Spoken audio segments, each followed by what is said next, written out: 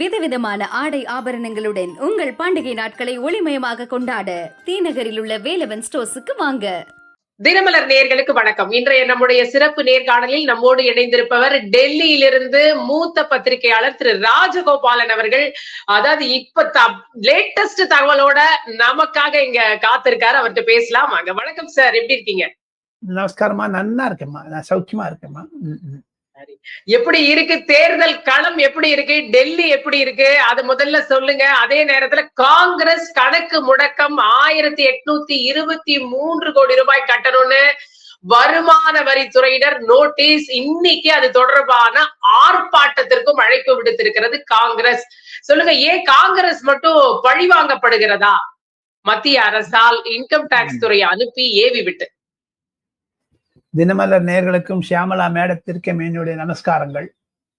காங்கிரஸ் கட்சியில் ஊழல் மிகுந்த கட்சி, 70 ஆண்டு காலம் இந்தியாவை ஆண்ட கட்சி. அவர்கள் பண முடக்கத்தை செய்தேன் என்கிறார்களே. 1996 அவர்கள் வரி கட்டவில்லை சரியாக. பல்வேறு நோட்டீஸ்கள் அனுப்பப்பட்டது. அனைத்து கட்சிகளுக்கும் அனுப்புகிறார்கள். 2000 ரூபாய்க்கு மேலாக இருந்தாலே ரசீது வேணும் என்று கேட்கக்கூடிய வங்கிகள் 15 லட்சம் ரூபாயை கேஷ்ல கட்டியிருக்காங்க. ஆனா காங்கிரஸ் செய்தது குலைவரம். காங்கிரஸ் எத்தனையோ வழக்கறிஞர்கள் இருந்தாலும் ஏங்க இந்த அம்மா income tax tribunal, Delhi court, Delhi high court, supreme court இன்றெல்லாம் நீதி அரசர்கள் அனைவருமே இந்த கணக்கை பார்த்தார்கள். அவங்க சொல்லிட்டாங்க காங்கிரஸ் மோசடி செய்தது என்று. டெல்லி வழக்கறிஞர்கள் மத்தியில் டெல்லியினுடைய நீதிபதி இந்த மாதிரியான ஒரு குறிப்பை கொடுத்திருக்கிறார். நேற்று நடந்த ஜட்ஜ்மெண்டில் 29 மார்ச் வெள்ளிக்கிழமை கொடுத்த ஜட்ஜ்மெண்டில் அது 15வது பேராகிராஃபில் பார்த்தீர்களே ஆனால் காங்கிரஸ் வழக்கறிஞரை குற்றம் சாட்டி இருக்கிறார். ராகுல் காந்தி அம்போன்னு விட்டாங்கம்மா. 4 வழக்கறிஞர்கள் இருந்தாலும் அபிஷேக் மனு சிங்கி, சல்மான் குர்ஷித், அது தவிர நம்ம ஊர்க்காரர் இருக்காரு பாருங்க, மிஸ்டர் வெள்ளை, மிஸ்டர் ஒயிட், ப. சிதம்பரம். அவர் ஏங்க இந்த கேஸ் எல்லாம் எடுக்கல? அவர் நிதி அமைச்சரா இருந்தாருங்களே சார். அந்த அம்மா ஏமா ப. சிதம்பரம் நிதி அமைச்சரா இருந்தாரு, அவருக்கு அந்த சட்ட நுணுக்கங்கள்லாம் தெரியுமோ இல்லையோ? காங்கிரஸ் இது மாதிரியான ஒரு கலைபரத்தில் மாட்டிக்கொண்டிருந்த மீட்கெடுக்க வேண்டியது ப. சிதம்பரத்தினுடைய உரிமையா இல்லையா? ரெஸ்பான்சிபிலிட்டி, கடமையா இல்லையா? அது சொல்லுங்க. இல்ல, நீதிமன்றத்துக்கு போயிட்டுதான் இது இப்ப திரும்பியும் அதுக்குள்ள தலையிட முடியாதுன்ற மாதிரியான ஒரு உத்தரவு தீர்ப்பு வந்துடுச்சு. அதை அப்புறம் தானே நோட்டீஸே அனுப்பி இருக்கிறாங்க அப்படின்ற விஷயம். அதனால நீதிமன்றத்தின் கதவையும் காங்கிரஸ் தட்டி தானே இருக்கு வங்கி கணக்கு முடக்கத்துல. தட்டி இருக்குது. அப்புறம் கண்ணு கேட்ட அப்புறம் சூரிய நமஸ்காரம். முன்னாடி போக வேண்டாமா? ஏன் ப. சிதம்பரம் தூங்கினார்? வேண்டுமென்றே செய்தார். ப. சிதம்பரம் மத்திய நிதியமைச்சராக இருந்தார் 10 ஆண்டு காலம். எந்த சமயத்தில் இந்த நோட்டீஸ் அனுப்பப்பட்டதோ அப்பொழுது ப. சிதம்பரம் நிதியமைச்சர். எப்பொழுது இந்த நோட்டீஸை பற்றி பேச ஆரம்பித்தார்களோ அப்பொழுது பிரணாப் முகர்ஜி நிதியமைச்சர். ஏங்க 20 வருஷமா நடந்துட்டு இருக்குங்க. ஒரு ஆள் இன்கம் டாக்ஸ் கட்ட மாட்டாங்களா? ஷியாமலாக்கோ இல்ல ராஜகோபாலனுக்கோ 2 வருஷம் கட்டல நோட்டீஸ் வந்துருதுங்களம்மா. உங்களுக்கு ஒரு நீதி, எனக்கு ஒரு நீதி, காங்கிரஸுக்கு ஒரு நீதியாமா? அவங்க சொல்லிட்டாங்க 1200 கோடி ரூபாயில 200 கோடி கட்டுறது கட்டிட்டு மீதி 1000 கோடி கட்டவே இல்லை. அந்த மாதிரி சிக்கல்கள். ஏமா ஒன்னே ஒண்ணு சொல்றேன், பற்பல நீதி அரசர்கள் எல்லாம் பார்த்து விட்ட பிறகு, பற்பல வழக்கறிஞர் இதற்கு எடுத்து வாதாடிய பிறகு ஏன் காங்கிரஸ் கட்சியுடைய மூத்த தலைவர் ப. சிதம்பரம் தூங்கிவிட்டார்? அதை பத்தி சொல்லுங்க பாப்போம். தினமலர் நேயர்களுக்கு ப. சிதம்பரம் பதில் சொல்லியாக வேண்டும். அவர் செய்த அநீதி அது. என்னை பொறுத்தமட்டில் அவர் செய்த அநீதி அது காங்கிரசிற்கு. ராஜ்யசபாக்கு மகாராஷ்டிராவுக்கு ஓடுறாரு. தமிழ்நாட்டுல மு. க. ஸ்டாலின் கிட்ட காலில் விழுந்து சரணாகதி கேட்டு ராஜ்யசபா வாங்குறாரு. மகனுக்கு சிவகங்கையில சீட்டு வாங்குறாரு. எங்க காங்கிரஸ் அம்போன்னு விட்டார்கள் அம்மா ப. சிதம்பரம். அவர் வழக்கறிஞர் தானே, அவர் ஏங்க ஆர்கியூ பண்ண மாட்டேங்க? அவரு பிஜேபியோட அநீதி இது அப்படின்னு சொல்றாரு. பிஜேபியே இப்ப பிரஸ் மீட்ல பாத்தீங்கன்னா ஜெயராம் ரமேஷ் எல்லாம் சொல்றது என்னன்னா, பிஜேபிக்கு அந்த மாதிரி ஒரு வரி அபராதம் எல்லாம் சேர்த்து போட்டா 4600 கோடி வரும். அத கண்டுக்காம விட்டுடுச்சு இன்கம் டாக்ஸ் டிபார்ட்மெண்ட். ஆனா காங்கிரஸ் இப்ப அதை தொடர்ந்து இந்திய கம்யூனிஸ்டுக்கும் 11 கோடி, அடுத்து மார்க்சிஸ்டுக்கும் பேங்க் அக்கௌண்ட் டீடைல்ஸ் தப்பா கொடுத்திருக்காங்க, பழைய அக்கௌண்ட் கொடுத்திருக்காங்கன்ற ஒரு சிக்கல். இப்படி எதிர்க்கட்சிகளை சிக்கல்ல மாட்டிவிட பாக்குறது, பணத்தை முடக்கி இந்த தேர்தலை சந்திக்க நினைக்கிறது பிஜேபி அப்படின்ற ஒரு குற்றச்சாட்டு தானே அவங்க எல்லாம் தொடர்ந்து வைக்கிறாங்க. தவறான குற்றச்சாட்டுமா, தவறான குற்றச்சாட்டு. நீங்க இவ்வளவு சொல்றீங்களே, திராவிட முன்னேற்ற கழகம் 15 கோடி 30 கோடி கொடுத்தாங்க கம்யூனிஸ்ட் மார்க்சிஸ்டுக்கும் கம்யூனிஸ்ட் கட்சிக்கும். அதுக்கு வரி போட்டாங்களே, அது கட்ட வேண்டாமா கம்யூனிஸ்ட் கட்சி? அந்த வரியை கட்டு திமுக தானே கொடுத்து ஆன் ரெக்கார்ட் கொடுத்திருக்காங்க கம்யூனிஸ்ட் கட்சிக்கு. அதை கேட்க வேண்டாமா? அது பேச்சுவாக்கில் அப்படியே விட்டுட்டாங்களே. கணக்கு கொடுப்பது என்பது வழக்கம். ஏன் கணக்கு கொடுக்காத இருக்காங்க சில கட்சிகள்லாம்? காங்கிரஸ் சால்ஜாப் சொல்லுவாங்க, போடா பாக்கட்டும், ஆனதாட்டு படம் நாளைக்கு பார்த்துக்கலாம்னு விட்டுருவாங்க. ஆனா மாபெரும் குற்றம் செய்தது காங்கிரஸ். பிஜேபி மேல குற்றம் சொல்லுகிறார்களே, என்னை பொறுத்த மட்டும் இதே ப. சிதம்பரம் சுப்ரீம் கோர்ட்டில் ஒரு வழக்கு போடட்டும், ஏன் பிஜேபிக்கு 4000 கோடி கட்டவில்லை என்று. தைரியம் பார்க்கலாம் சொல்லுங்க, ப. சிதம்பரத்துக்கோ இல்ல காங்கிரஸ் வழக்கறிஞர்களுக்கோ. அவங்க பணம் பண்றாங்கம்மா, ஊழல் கட்சிமா காங்கிரஸ். நம்ம வேற இப்ப சுப்ரீம் கோர்ட்டுக்கு போவோம்னு சொல்றாங்க இல்லையா? போயிட்டாங்களா பாக்கலாம். ஏமா உங்களுக்கு கடன் இருக்குன்னு உங்களுக்கு நீங்க வட்டிக்கு கடன் வாங்கினீங்கன்னா அந்த மார்வாடியோ இல்லை கொடுக்கறனோ உங்களுக்கு சொத்தை ஜப்தி பண்ணா நீங்க கேஸ் போடுவீங்களா அவன் மேல? சியாமனாக்கு ஒரு நீதி, ராஜகோபாலனுக்கு ஒரு நீதி, காங்கிரஸுக்கு ஸ்பெஷல். அவங்க தொடக்கூடாது யாருமே. பிராடு பசங்க எல்லாமே காங்கிரஸ்காரங்க எல்லாருமே. இல்ல இப்ப இந்த வங்கி கணக்கு முடக்கம், இந்த டாக்ஸ் நோட்டீஸ், இது என்ன பாதிப்பை ஏற்படுத்தும் அப்படின்னு நீங்க நினைக்கிறீங்க? களத்துல யாருக்கு பாதிப்பை ஏற்படுத்தும்? ஒன்னே கேட்கிறேன், ராகுல் காந்தி ஒரு நிலை எடுத்து விட்டார். அதானியும் அம்பானியும் திட்டிட்டே இருக்காரு. ஏமா நீங்க ஒரு வேலை செய்யறீங்க ஒரு கம்பெனியில, தினமலர்ல வேலை செய்யறீங்க, நான் தினமலர்ல வேலை செய்யறேன்.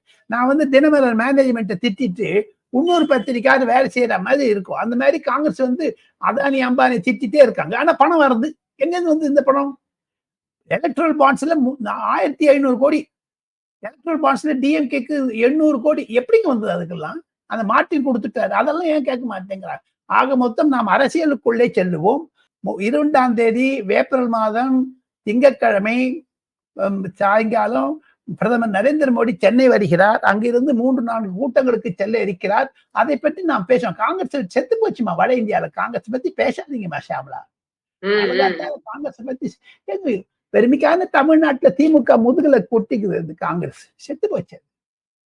சரி, இப்ப மோடி அவர்களுடைய தமிழக வருகை பத்தி சொன்னீங்க. அதே நேரத்துல இப்ப இதுவரைக்கும் ஒரு பெரிய அளவு பிரச்சாரத்துல மோடி அவர்கள் ஈடுபடல. தேர்தல் தேதி அனௌன்ஸ் பண்ண பிறகு பூட்டானுக்கு போயிட்டாரு. இன்னும் அவங்க பிஜேபி வியூகத்தையே இன்னும் சரியா வகுக்கல. அதனாலதான் பிரச்சாரமே தள்ளி போகுது அப்படின்ற ஒரு விஷயங்களும் இங்க பேசப்படுது. அதை பத்தி சொல்லுங்க. உண்மைதான்.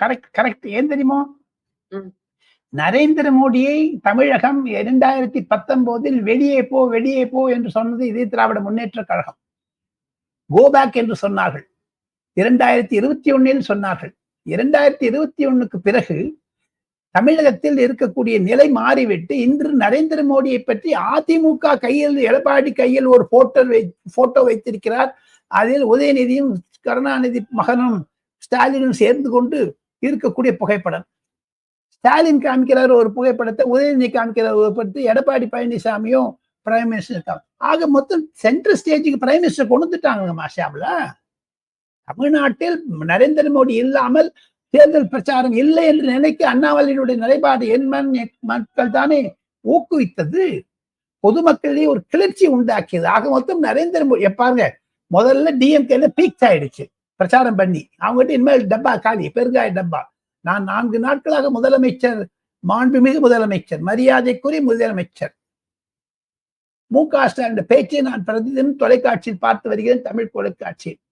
ஆனால் அவர் அரைச்சமாவே அரைக்கிறாரு. புதுசா ஒண்ணு சொல்லல. பொய் பிரச்சாரம். எடப்பாடி பழனிசாமியினுடைய தேர்தல் பிரச்சாரத்தை நான் பார்க்கிறேன். ஆக மொத்தம் திமுக என்பது பொதுமக்களிடையே கொடுத்த வாக்குறுதிகளை நிறைவேற்ற முடியாம நீட்டு ஒழிஞ்சதுக்கலாமா? முதல் கையெழுத்து போடுவேன் நாங்க, இப்ப மத்திய அரசாங்கத்திற்கு வந்தோடனே பண்ணுவேங்கிறாங்க. கவர்னரை திட்டினாங்க. 39 எம்பிக்கள் தமிழகத்திலிருந்து தேர்ந்தெடுத்தார். நாம் ஏற்கனவே விவாதித்திருக்கிறோம் இதை பற்றி. தமிழகத்திலிருந்து 39 எம்பி என்ன செஞ்சிருக்காங்க சொல்லுங்க பாப்போம் தமிழ்நாட்டுக்காக? ஒண்ணுமே செய்யல. ஊழல் பிரச்சனை இல்ல. ராஜா மாட்டின் இருக்காரு 2G. அவங்க 8 எம்பிக்களுக்கு திமுக. கதிரானந்த் துரைமுருகனுடைய பையன் மகன், அவர் பொன்முடியின் மகன், ஆற்காடு வீராசாமி மகன், இவங்க எல்லாம் கேஸ்ல மாட்டிருக்கா. ஒவ்வொருத்தரும் ஒவ்வொரு கேஸ். என்ன பணம் அடிச்சிருக்காங்க, அவ்வளவு கொள்ள பணம். அதைத்தானே நரேந்திர மோடி கேட்கிறார். நாளையில இருந்து வந்து பாருங்க, தமிழகத்தினுடைய நிலை மாறும். நரேந்திர மோடி எப்பொழுது தேர்தல் பிரச்சாரத்தில் ஊக்குவிக்க ஆரம்பித்து வந்தாரோ, நாளை மறுநாள் முதல் 19ஆம் தேதி வரை தமிழகத்தில் ஒரு ஓட்டம் விட பாருங்க. பார்த்துட்டே இருங்க. அண்ணாமலையினுடைய 14ஆம் தேதி ஏப்ரல் மாசம் வரக்கூடிய சொத்து பட்டியல், அது என்பது ஒரு கலைவரத்தை உண்டாக்கிவிடும். 27 திமுக தலைவர்கள் 3 லட்சம் கோடி ரூபாய் அடிச்சிருக்கான்னு பட்டியல் தரப்போறாரு. ஆல்ரெடி கதிரானந்த் அவர்களோட அபிடவிட் தாக்கல்லே பாத்தீங்கன்னா 1 வருடத்திலேயே 6 மடங்கு வந்து அதிகம், 5 வருடத்துல கிட்டத்தட்ட பயங்கரமான ஒரு அதிகத்தை நம்ம பார்த்திருக்கோம். அது மனு தாக்கல் போதே அந்த விஷயங்கள் வெளியில வர தொடங்கி இருக்கிறத நம்ம பார்க்கிறோம். நீங்க இன்னும் முழுசா வரப்போகுது அப்படின்னு வந்து சொல்றீங்க. அதே நேரத்துல இப்ப லேட்டஸ்டா கருத்து கணிப்புகள் பிரகாரம் பிஜேபிக்கு வந்து தமிழ்நாட்டிலயும் இல்ல, மகாராஷ்டிராலயும் இல்ல, பீகார்லயும் உத்தரப்பிரதேசத்துல கூட முன்ன விட சீட்டு கம்மியா கிடைக்கும் அப்படின்ற மாதிரியான தகவல்கள் வரதா சொல்லப்படுது. இது நிஜமாவே கள நிலவரம் என்னவாக இருக்கிறது, அதையும் பத்தி நீங்க கொஞ்சம் தெளிவா சொன்னீங்கன்னா நல்லா இருக்கும். மத்திய அரசாங்கத்தில் குறிப்பாக வட இந்தியாவில் பாஜகவினுடைய ஆளுமை மரியாதை அதிகரித்து விட்டது. குறைந்தது 370-380 சீட்டுகளை கண்டிப்பாக பெற்று விடுவார்கள் பாஜகவினர். எங்க பூனை கண்ணை மூடின்றா பூலோகம் மறைஞ்சு விடுமாமா? தமிழ்நாட்டுல மு.க. ஸ்டாலின் பேச்சை கேட்டுக்கொண்டு தமிழர்கள் ஒரு விதமான கற்பனை உலகத்தில் தான் இருக்கிறார்களே தவிர வட இந்தியாவில் இருக்கக்கூடிய தாக்கங்களை தெரிந்து கொள்ள முடியவில்லை அவர்களால். ஆக மொத்தம் என்னை பொறுத்தமட்டில் வட இந்தியாவில் பாஜக எங்க இந்துத்துவாவை வச்சுதான் வட இந்தியாவில் பெரிய பிரச்சாரமா. தமிழ்நாட்டுல 19ஆம் தேதி ஏப்ரல் மாசம் தேர்தல் முடிந்த பிறகு ஜூன் மாதம் 4ஆம் தேதி வரை இந்த 2 மாதத்தில் திமுகவினுடைய தலைவர்கள் வட இந்தியாவில் வந்து பிரச்சாரம் செய்வார்களா? லக்னோவிலையோ, பட்னாவிலையோ, ஜார்க்கண்ட்லயோ, போபால்லையோ, உத்தராகண்ட்லயோ செய்வார்களா? இந்தி கூட்டணிங்கிறார நம்ம முதலமைச்சர், மாண்புமிகு முதலமைச்சர் மு.க. ஸ்டாலின் அழைக்கிறேன் என்கிறாரே. அந்த விளம்பரம் நார்த் இந்தியா எல்லாம் கொடுக்குறாங்களே, அந்த அழைக்கிறேன் என்பவர் வந்து லக்னோல போய் யோகி ஆதித்யநாத் பத்தி பேச சொல்லுங்களேன் பார்ப்போம். இல்ல மகாராஷ்டிரால போய் உத்தவ் தாக்கரேயோட பேச சொல்ல, எந்த பாஷையில பேசுவார் அவரு? தமிழ்லயா, இங்கிலீஷ்லயா, ஹிந்திலயா? சும்மா 4ஆம் தேதிக்கு அப்புறம் அப்ப பாருங்க நிலைமை மாறிடும். 4ஆம் தேதிக்கு அப்புறம் இன்னைக்கு எழுதி வச்சுக்கமா, நம்ம 30ஆம் தேதி மார்ச் மாதம் 2024 இந்த ஒளிப்பதிவை 5ஆம் தேதி ஜூன் மாதம் போட்டு பார்த்தால் நான் சொன்னது, சியாமலாவுடன் பேட்டி கண்டது உண்மை வெளிப்படும். பாஜக மத்திய அரசாங்கத்தை 3வது முறையாக பிடிக்கும். திமுகவுடைய நிலைமை மிக மிக மிக மோசமாக இருக்கிறது. ஒரு சீனியர் திமுக எம்பியே என்கிட்ட சொன்னாருங்கம்மா, கதிரானந்த் இந்த வாட்டி தோத்து போயிடுவாரு, முரசொலி மாறனுக்கு ஆன்டி இன்கம்பன்சி நிறைய இருக்குது, முரசொலி மாறன் மகன் தயாநிதி மாறனுக்கு. இந்த மாதிரி வட சென்னையில், மத்திய சென்னையில், தென் சென்னையில் தமிழிசை சவுந்தரராஜன் கண்டிப்பாக வெற்றி பெறுவார், அண்ணாமல் வெற்றி பெற்றுவார் என்று சொல்றாங்க, நைதான் நாகேந்திரன் வெற்றி பெறுவார்ன்றாங்க. சோ இதெல்லாம் எதை காண்பிக்கிறது? திமுக மீது இருக்கு. அதை பெற்று ஏப்ரல் 19ஆம் தேதிக்கு அப்புறம் பற்பல திமுக அமைச்சர்கள், திமுக எம்பிக்கள் அயல்நாடு சென்று ஓய்வெடுக்கிறார்களே தவிர இந்தி கூட்டணியை பற்றி அவர்கள் பேச மாட்டார்கள். எழுதி வைத்துக் கொள்ளுங்கள். இவர் வந்து தமிழ் வாழக்கூடிய மாகாணங்கள் வட இந்தியாவில் பல இருக்கின்றன. லக்னோவில், டெல்லியில, கரோல்பாக் அந்த மாதிரி இடத்துலலாம் இருக்கு. அங்கெல்லாம் வந்து மு.க. பிரச்சாரம் பண்ணுவாரா இந்தி கூட்டணிக்காக? ராகுல் காந்தி முன்னிறுத்தினார் 2019. 2024 யார் முதல் பிரதம அமைச்சர் என்று திமுக யாராவது கேட்க வேண்டாமா? ராகுல் காந்தியே ஓடிட்டாரு இந்த வாட்டி 5 வருஷத்துல. சரி, டெல்லிக்கு வந்தோம்னா அரவிந்த் கெஜ்ரிவால் அவர்கள் வந்து சிறையிலிருந்தே ஆட்சி புரிந்துட்டு இருக்காரு. சிறையில இருந்துதான் பண்ணுவேன், நான் ஏன் முதலமைச்சர் பதவியை ராஜினாமா செய்யணும், அப்படி ஒண்ணு சட்டம் சொல்லலையே, குற்றவாளி நாதான் அப்படின்னு தனக்காகவே வாதாடுறாரு. எங்க 100 கோடி இன்னி வரைக்கும் ஏதாவது கண்டுபிடிச்சாங்களா? இவ்வளவு பேஜஸ் வந்து குற்றப்பத்திரிகை தாக்கல் பண்ணிருக்காங்க. அதுல சி அரவிந்த்னு ஒரு பேர் போட்டிருக்காங்க. அது வந்து ஒரு அமைச்சரோட செயலாளர் பேரு. இப்படி பல விஷயங்களை அவரு தொடர்ந்து சொல்லிட்டு வராரு. டெல்லியில அவருக்காகவும் டெல்லியில மட்டும் இல்ல, யுஎஸ்ல இருந்து, யுஎன்ல இருந்து, ஜெர்மனில இருந்துன்னு அவருக்கான குரல்கள்லாம் வருதே, இதெல்லாம் எப்படி வந்து சமாளிக்க போகுது பிஜேபி? இந்தியாவில் தேர்தல் பிரச்சாரத்திற்கு அயல் நாடுகள் மிகவும் உன்னிப்பாக இருக்கின்றது. 3வது முறையாக நரேந்திர மோடி வரக்கூடாது என்று. அதற்காகத்தான் அரவிந்த் கெஜ்ரிவால் தோளில் சுமக்கிறார்கள். அதாவது யுனைடெட் கிங்டம், யுஎஸ்ஏ, ஜெர்மனி போன்ற தேசிய உள்ள ஒரு கண்ட்ரிஸ். என்னை பொறுத்த மட்டும் அரவிந்த் கெஜ்ரிவாலினுடைய சகாக்கள் 2 பேர் எப்படி செந்தில் பாலாஜி 1 வருடமாக ஜெயிலில் இருக்கிறாரோ, அதே மாதிரி சத்யேந்திர ஜெயினும் மணிஷ் சிசோடியாவும் 1 வருடமா ஜெயில இருக்காங்க. எங்க நீதி அரசர்களுக்கெல்லாம் ஒரு பேச்சு, அரசியல்ல ஒரு பேச்சு, அப்படி இருந்தா ஏங்க இவ்வளோ அரவிந்த் கெஜ்ரிவாலை பத்தி சப்போர்ட் பண்றாங்களே? அரவிந்த் கெஜ்ரிவால் தான் சூத்திரதாரி, கிங் பின் என்று சொல்லி இருக்கிறார்கள். அந்த ஜட்ஜ்மெண்ட்ல இருக்குது அது. அவர் தான் மோசடி செய்தார். கவிதாவோட எங்க இது பண்ணணும்? அந்த அம்மாவை எங்க அரெஸ்ட் பண்ணி வச்சிருக்காங்க? எல்லாருமே அரெஸ்ட் நீங்க ஊழல் பண்ணலாம், அரெஸ்ட் பண்ணக்கூடாதா உங்களெல்லாம்?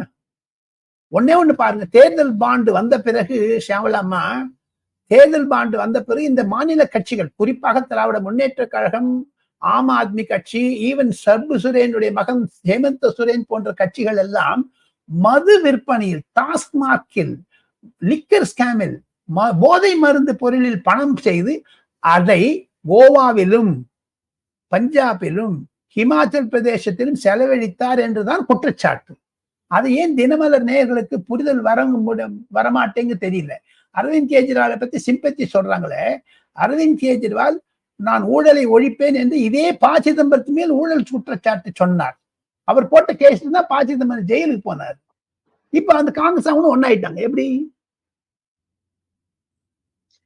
இரட்டை நிலைப்பாடு. அவர் ஒரு ஷீஷ் மஹால்னு கண்ணாடி மாளிகை கட்டியிருக்காங்க 160 கோடி ரூபாய்க்கு. அந்த வீட்டை விட்டு வெள்ள மாற மாட்டேங்கிற அவனுடைய துணைவியாரை முதலமைச்சராக்க வேண்டும் என்று தீவிரமாக இருக்கிறார்கள்.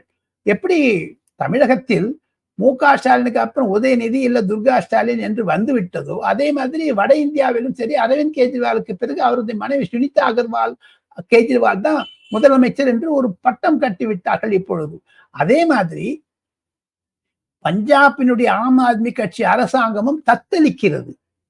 எங்க ஒரு பிக் பாக்கெட் அடிச்சுமே டெல்லியில திகார் ஜெயில போயிட்டாங்க. அவரோட உக்காந்து ஒரு முதலமைச்சர், அவரும் ஒரு 800 கோடி மோசடி செய்தவர், அந்த பிக் பாக்கெட் காரனோட உட்காந்து முதலமைச்சர் எப்படி இருக்குமோ? நீங்க எப்படி கைதி ஆவீங்க? பின்ன உங்களுக்கு எப்படி கன்விக்ட்னு சொல்லுவாங்க? பின்ன நீங்க சிறைச்சாலைக்கு சென்றால் ஏசி இருக்காது, பெஞ்சில் தான் படுத்துக்கணும், படுக்க இருக்காது. ஆனா இவர் சுகம் கேட்கிறாரே.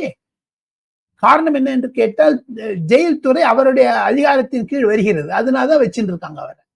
ஸோ இது எல்ஜி கவர்னருடைய லெப்டினன்ட் கவர்னர் சொல்லிட்டார், நான் ஜனாதிபதி ஆட்சி போடுவேன், நீங்கள்லாம் இந்த மாதிரி பண்ணீங்கன்னா சொல்லிட்டு. ஸோ இதுதான் வட இந்தியாவிலோட நிலவரம் ஷியாமலாம்மா.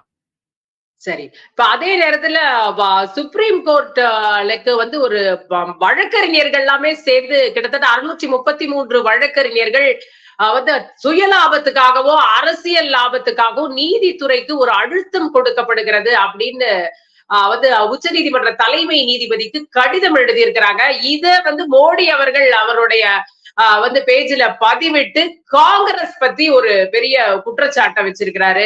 இதுக்கும் காங்கிரஸுக்கும் என்ன லிங்க்? அவங்க எதுவுமே ஒன்னும் எந்த குற்றச்சாட்டையும் அவங்க சொல்லவே இல்லையா? அவங்க ஜெனரலா தானே இந்த புகாரை முன்வைத்திருக்கிறாங்க. அதுக்கு காரணம் என்ன என்று கேட்டால், ராமர் கோவிலுக்கு எப்படி அனுமதி தந்தது சுப்ரீம் கோர்ட், சிஏஏ விஷயத்தில் எப்படி சுப்ரீம் கோர்ட் ஆர்டிகல் 370க்கு எப்படி நிர்ணயம் செய்தது.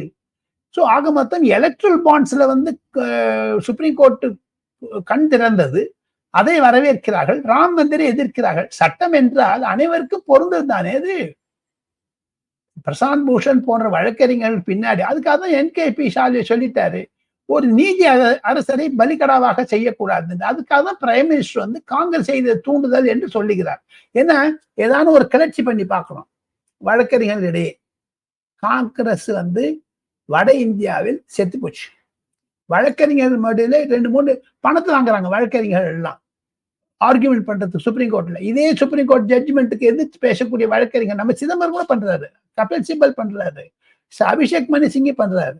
ஆக மொத்தம் வழக்கறிஞர்களையே பாஜக காங்கிரஸ் என்று பிரிந்து விட்டது, உடைந்து விட்டது. எப்படி தமிழகத்தில் அதிமுக திமுக வழக்கறிஞர்கள் என்று இருக்கிறார்களோ அகில இந்திய அளவில் கூட அது உடைந்து விட்டது. அதுதான் ஒரு துர்பாகியம்.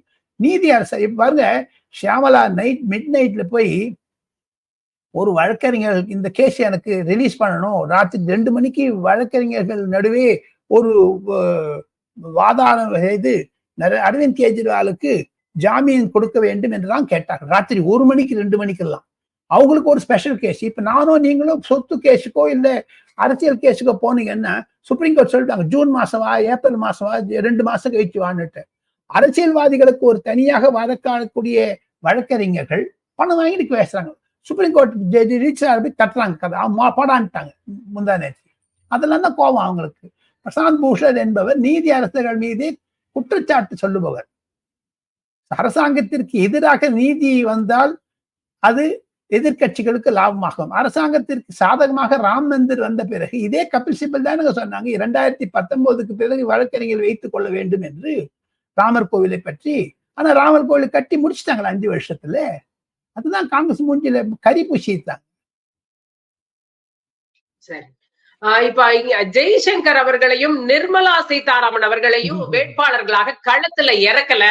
இது சமூக நீதிக்கே எதிரான ஒரு விஷயம். இவங்க எல்லாம் தேர்தல் களத்துக்கு வெயில்ல பணியாற்ற மாட்டாங்களா?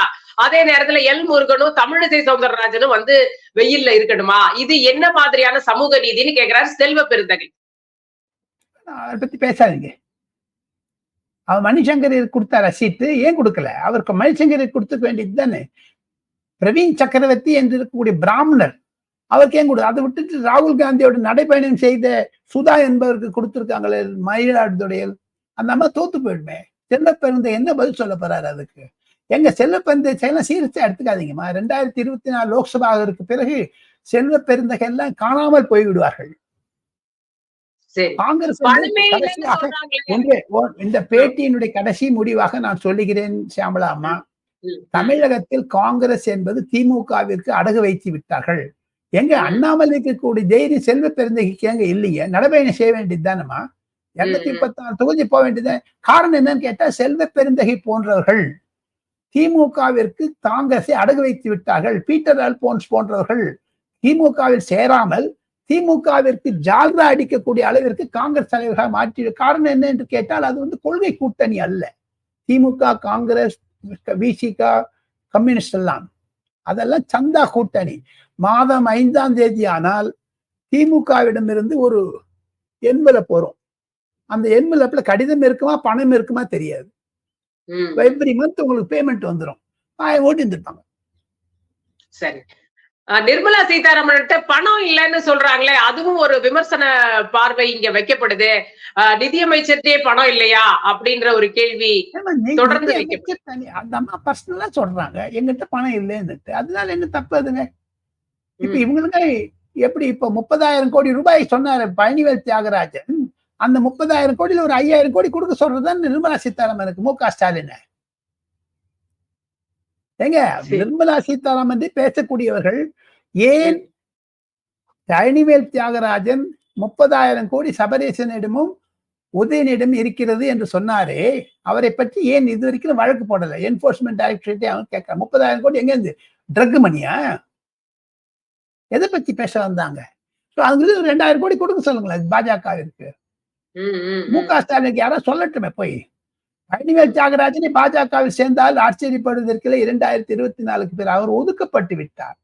அதனால்தான் அவர் ஒண்ணுமே பண்ணிட்டாங்க. இப்ப பாருங்க, தென்னரசு நிதியமைச்சர் ஆக்கியிருக்காரு. ஏங்க அது அவங்க நிதியமைச்சருக்கு சொன்ன ஒரு நிதியமைச்சராக இருந்த பழனிவேல் தியாகராஜன் முதல் குடும்பத்தை பற்றி குற்றம் சாட்டிய பிறகு நிர்மலா சீதாராமன் பணம் இல்லை சொல்வது ரெண்டும் ஈக்குவல் தாங்க.